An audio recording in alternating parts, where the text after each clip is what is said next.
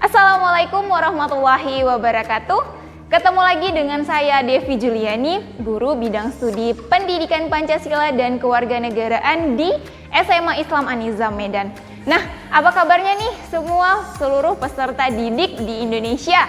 Nah, semoga masih tetap semangat ya belajar daringnya.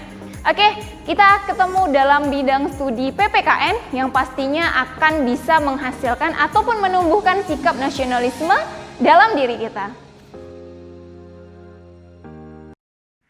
Oke, baik. Kita awali pembelajaran kita dengan lafaz basmalah. Bismillahirrahmanirrahim. Ya, kembali lagi nih dalam pembelajaran sejarah Indonesia di kelas 12. Nah, materi kita masih seputaran tentang demokrasi terpimpin.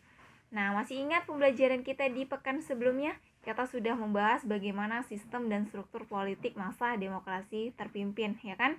Bagaimana peta kekuatan politiknya, lalu ada pembebasan Irian Barat. Nah, pada video pembelajaran kali ini kita lanjut. Kita akan membahas bagaimana perkembangan ekonomi pada masa demokrasi terpimpin. Nah, nanti fungsinya kita bisa membandingkan. Sebelumnya juga kita pada masa demokrasi liberal kita sudah membahas ya kan bagaimana sistem ekonomi masa demokrasi liberal. Nah, setelah kita mempelajari ini, harapannya kita bisa membandingkan nantinya. Oke, langsung saja nih. Nah, jadi sejak diberlakukannya kembali Undang-Undang Dasar 1945, dimulailah pelaksanaan ekonomi terpimpin. Nah, salah satu tonggak terbentuknya ataupun berlakunya demokrasi terpimpin adalah kita kembali kepada Undang-Undang Dasar 1945. Nah, sebagai awal berlakunya herordering ekonomi. Nah, di mana alat-alat produksi dan distribusi yang vital harus dimiliki dan dikuasai oleh negara atau minimal di bawah pengawasan negara. Nah, dengan demikian peranan pemerintah dalam kebijakan dan kehidupan ekonomi nasional makin menonjol. Pengaturan ekonomi berjalan dengan sistem komando. Sikap dan kemandirian ekonomi atau berdikari, berdiri di kaki sendiri menjadi dasar bagi kebijakan ekonomi. Masalah pemilikan aset nasional oleh negara dan fungsi-fungsi politiknya ditempatkan sebagai masalah strategis nasional. Nah, kondisi ekonomi pada masa awal demokrasi terpimpin sangat terpuruk akibat pemberontakan-pemberontakan yang terjadi. Kita masih ingat bagaimana kemudian demokrasi liberal ataupun demokrasi parlementer itu harus berakhir, ya kan? Karena memang banyak kebijakan-kebijakan ataupun program kerja dari setiap kabinetnya yang tidak dapat terlaksana ataupun terjalankan dengan baik. Nah, pada saat kita mempelajari tentang sistem ekonomi pada masa demokrasi liberal juga kita lihat bagaimana kondisi ekonomi pada masa itu, ya kan? Jadi memang benar-benar terpuruk, bahkan diakibatkan oleh pemberontakan di setiap daerahnya, maka kondisi ekonomi semakin jauh dari kata baik-baik saja. Nah, kondisi ekonomi dan keuangan yang ditinggalkan dari masa demokrasi liberal berusaha diperbaiki oleh Presiden Soekarno. Nah, sedikitnya ada ataupun terdapat 4 kebijakan dalam sistem ekonomi masa demokrasi terpimpin yang diterapkan di mana. Yang pertama kita lihat ada pembentukan Depernas dan juga Bappenas. Nah, apa itu Bu Depernas dan juga Bappenas? Oke, kita akan bahas nanti satu persatu pada poin-poinnya, ya kan? Nah, kemudian penurunan nilai uang. Nah, penurunan nilai uang. Kemudian ada yang ketiga melaksanakan deklarasi ekonomi atau yang dikenal dengan DEKON. Kemudian yang keempat pembangunan proyek mercusuar. Nah, nanti pembangunan proyek mercusuar ini kita juga akan bahas Monas. Ya kan? Kita akan bahas Monas, kemudian Stadion Gelora Bung Karno. Nah, itu nanti kita akan bahas di proyek mercusuar ini. Oke? Kita langsung lihat saja kebijakan sistem ekonomi pertama yang diberlakukan pada masa demokrasi terpimpin ini oleh Presiden Soekarno. Nah, yang pertama pembentukan Depernas dan juga Bappenas. Jadi, Depernas ini adalah sebuah kebijakan ekonomi yang pertama dilakukannya. Jadi, Depernas disusun di bawah Kabinet Karya. Masih ingat Kabinet Karya yang salah satu kabinet satu kabinet yang dibentuk oleh Insinyur Soekarno untuk mengatasi permasalahan pada masa demokrasi liberal, ya kan, karena banyaknya pergantian kabinet sehingga tidak dapat terjalankan dengan baik seluruh program-program yang telah dicanangkan gitu. Nah, Depernas disusun di bawah Kabinet Karya pada tanggal 15 Agustus 1959 yang dipimpin oleh Muhammad Yamin dengan beranggotakan sebanyak 80 orang. Nah, jadi tugas Dewan ini menyusun overall planning yang meliputi bidang ekonomi, kultural, dan mental. Pada tanggal 17 Agustus 1959, Presiden Soekarno memberikan pedoman kerja bagi Depernas yang tugas utamanya memberikan isi kepada proklamasi melalui grand strategi, yaitu perencanaan overall dan hubungan pembangunan dengan demokrasi terpimpin dan ekonomi terpimpin. Nah, kita lanjut. Jadi, singkatan dari Depernas ini adalah Dewan Perancang Nasional. Nah, Depernas kemudian menyusun program kerjanya berupa pola pembangunan nasional yang disebut sebagai pola pembangunan semesta berencana dengan mempertimbangkan faktor pembiayaan dan waktu pelaksanaan pembangunan. Perencanaan ini meliputi perencanaan segala segi pembangunan jasmaniah, rohaniah, teknik, mental, etis, dan spiritual berdasarkan norma-norma dan nilai-nilai yang tersimpul dalam alam adil dan makmur. Nah, pola pembangunan semesta dan berencana terdiri atas blueprint tripola. Ada yang dikenal dengan tripola pada masa itu. Nah, apa itu, Bu? Blueprint tripola itu? Nah, yang pertama meliputi pola proyek pembangunan. Kemudian yang kedua, pola penjelasan pembangunan, dan yang ketiga yaitu pola pembiayaan pembangunan. Nah, pola proyek pembangunan nasional semesta berencana atau disingkat dengan Depernas tadi, ya kan? Dewan Perancang Nasional yang membuat proyek pembangunan nasional semesta berencana tahap pertama dibuat untuk tahun 1961 sampai 1969. Proyek ini disingkat dengan PENAS-BD, Proyek Pembangunan Nasional Semesta Berencana. Nah, PENAS-BD ini kemudian disetujui oleh MPRS melalui TAP MPRS nomor 1/MPRS/1960 tanggal 26 Juli 1960 dan kemudian diresmikan pelaksanaannya oleh Presiden Soekarno pada tanggal 1 Januari 1961. Nah, lanjut masih. Depernas pada tahun 1963 kemudian diganti nih dengan nama Badan Perancangan Pembangunan Nasional. Makanya di judul kita yang pertama tadi adalah Depernas dan juga Bappenas. Bappenas adalah Badan Perancangan Pembangunan Nasional yang dipimpin langsung oleh Presiden Soekarno. Kalau tadi Depernas dipimpin oleh Muhammad Yamin. Nah, tugas Bappenas ialah menyusun rancangan pembangunan jangka panjang dan jangka pendek, baik nasional maupun daerah, serta mengawasi laporan pelaksanaan pembangunan dan menyiapkan dan menilai mandataris untuk MPRS. Nah, itulah kebijakan yang pertama, yaitu dengan dibuat Depernas dan juga Bappenas. Kemudian kita lanjut kepada kebijakan yang kedua, yaitu penurunan nilai uang ataupun dikenal dengan kebijakan Sanering. Nah, jadi kebijakan Sanering yang dilakukan pemerintah berdasarkan peraturan pemerintah pengganti Undang-Undang Nomor 2/1959 yang berlaku tanggal 25 Agustus 1959 pukul 6 pagi. Nah, jadi peraturan ini bertujuan mengurangi banyaknya uang yang beredar untuk kepentingan perbaikan keuangan dan perekonomian negara. Nah, masih ingat bagaimana sistem perekonomian pada masa demokrasi liberal? Kita juga ada membahas tentang penurunan nilai uang, ya kan, untuk mengurangi banyaknya uang yang beredar pada masa itu. Nah, dengan nama kalau pada masa demokrasi liberal adalah gunting Syafruddin, ya kan, menggunting nilai uang. Nah, kalau di sini kebijakannya disebut dengan kebijakan Sanering. Nah, jadi kebijakan ataupun peraturan ini bertujuan untuk mengurangi banyaknya uang yang beredar. Nah, untuk mencapai tujuan itu, uang kertas pecahan Rp500 dan Rp1.000 yang ada dalam peredarannya pada saat berlakunya peraturan itu diturunkan nilainya menjadi Rp50 dan juga Rp100. Jadi pada masa itu, untuk uang kertas pecahan 500 dan 1.000 itu dia dikecilkan nominalnya. Nah, dikecilkan hanya 10% daripada jumlahnya. Misal nih, yang uang 500 tadi, 10%-nya berapa? Rp50.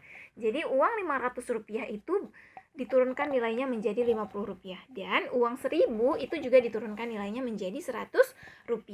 Nah, ini adalah kebijakan Sanering itu. Nah, kebijakan ini diikuti dengan kebijakan pembekuan sebagai simpanan pada bank-bank yang nilainya di atas 25.000 dengan tujuan untuk mengurangi jumlah uang yang beredar. Lagi-lagi, banyaknya uang yang beredar menjadi salah satu permasalahan ekonomi, baik di masa liberal ataupun di masa terpimpin sama. Ya kan? Kebijakan keuangan kemudian diakhiri dengan peraturan pemerintah pengganti Undang-Undang Nomor 6 Tahun 1959 yang isi pokoknya ialah ketentuan bahwa bagian uang lembaran 1.000 dan 500 yang masih berlaku harus ditukar dengan uang kertas bank baru yang bernilai Rp100 dan Rp50 sebelum tanggal 1 Januari 1960. Jadi bergantilah peraturan pemerintahnya dari yang tadi yang pertama, ya kan? Nah, dari yang pengganti Undang-Undang Nomor 2 Tahun 1959 tadi, di mana pada Undang-Undang Nomor 6 ini tadi pada tahun yang sama 1959 isinya adalah uang kertas dengan nominal 1.000 dan 500 yang masih berlaku itu harus ditukar dengan uang kertas bank baru yang bernilai Rp100 dan Rp50. Jadi lewat daripada tanggal yang ditentukan, yaitu sebelum tanggal 1 Januari, artinya setelah tanggal 1 Januari 1960, maka uang yang beredar senilai Rp1.000 dan Rp500 tadi maka sudah tidak berlaku lagi. Artinya sudah tidak digunakan di Indonesia. Yang berlaku apa? Uang baru yang dikeluarkan oleh bank, yakni yang bernilai Rp100 dan juga Rp50. Nah, kalau kita bandingkan dengan kebijakan Gunting Syafruddin pada masa demokrasi liberal sedikit berbeda, ya kan? Dimana pada demokrasi liberal itu tidak harus menukar uang baru, yakni dengan menggunting uang yang ada pada masa itu, sehingga nominalnya terbagi menjadi 2. Masih ingat ya? Oke, baik, kita lanjutkan kepada kebijakan yang ketiga, yaitu melaksanakan deklarasi ekonomi atau dikenal juga dengan sebutan dekon, ya kan, deklarasi ekonomi. Nah, jadi setelah keamanan nasional berhasil dipulihkan, ya jadi pada masa demokrasi liberal itu kan banyak pemberontakan di tiap daerah, salah satunya kasus DITII Jawa Barat dan pembebasan Irian Barat. Nah, pembebasan Irian Barat sudah kita bahas kemarin, ya kan?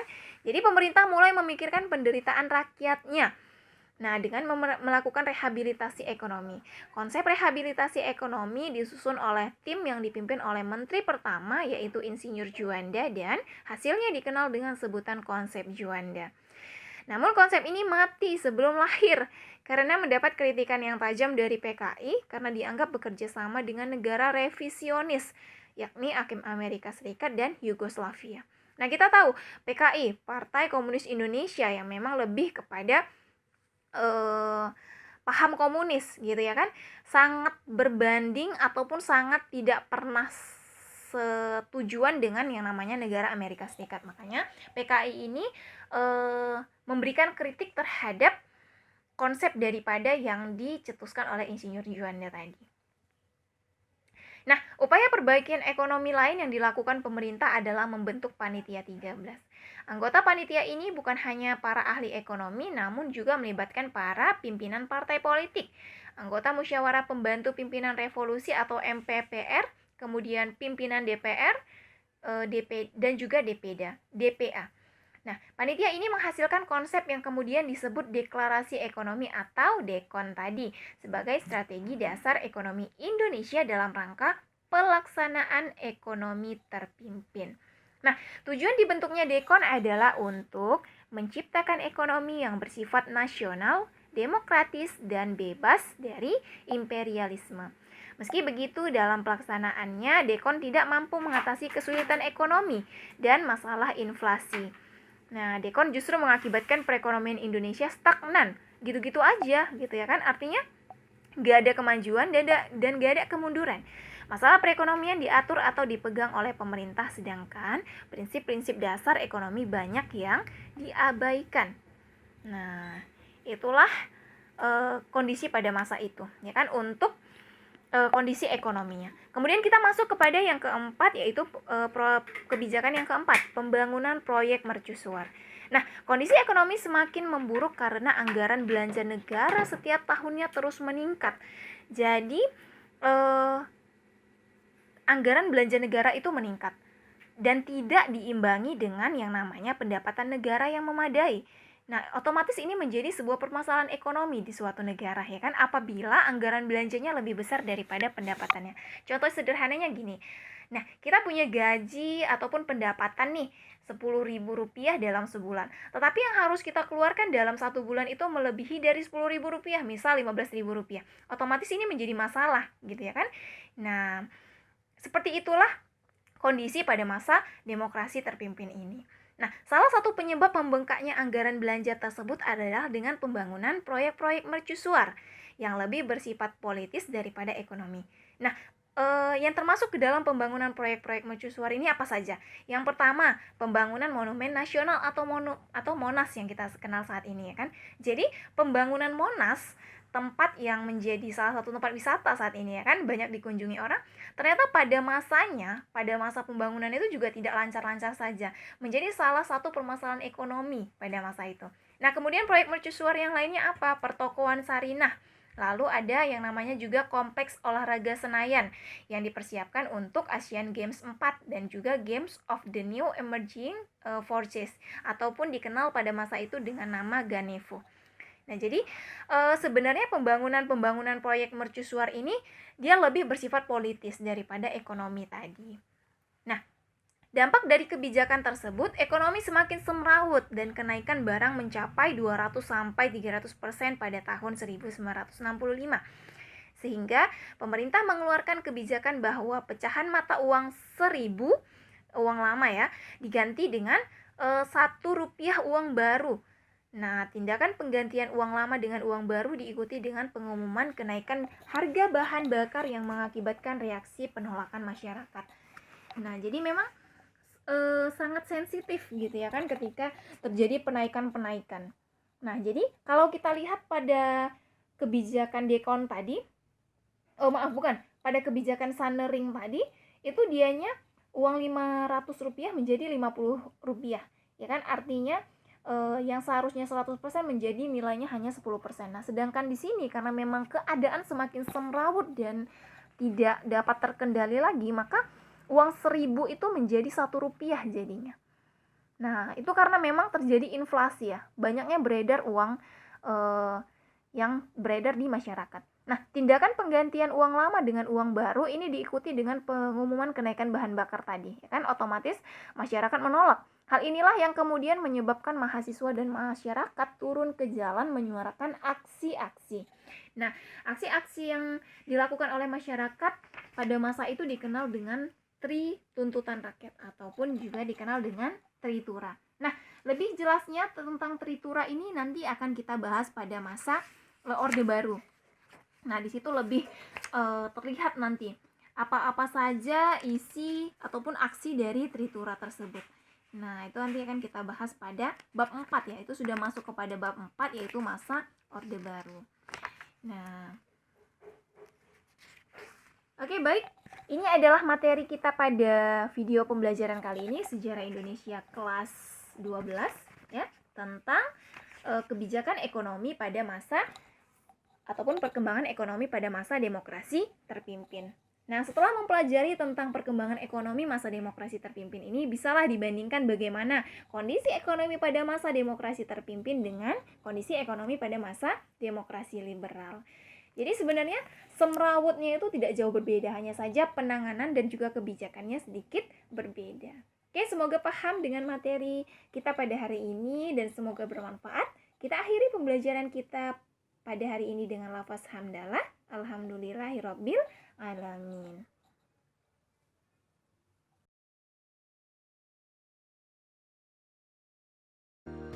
Demikian video pembelajaran kita hari ini. Sampai jumpa pada video-video pembelajaran selanjutnya. Dan jangan lupa, kalau video pembelajaran ini bermanfaat untuk kamu, silahkan di-like, komen, dan juga share video ini. SMA Islam An-Nizam Medan, unggul, cerdas, islami. Wassalamualaikum warahmatullahi wabarakatuh.